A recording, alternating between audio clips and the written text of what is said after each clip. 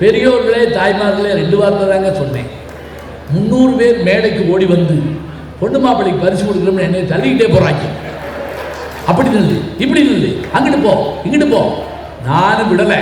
தமிழ் படித்தவன் பாருங்க, இங்கே 10 பாட்டு, அங்கே 8 தொகை, அங்கே குறுந்தொகை, ஏன்னா பெருந்தொகை வாங்கிட்டேன் பேசுறதுக்காக.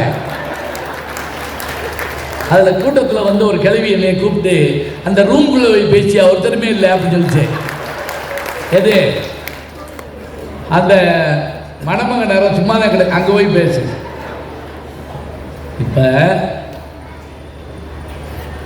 அந்த சன்னியாசிகிட்ட போய் கேட்ட உடனே அவர் கேட்டாராம், எனக்கு என்ன பணம் கொடுப்பேன் ஐயா? பணம் கொடுக்குற மாதிரி இருந்தால் நான் வாத்தியார்ட்ட படிச்சிருக்க மாட்டேன், நான் ஏழையா.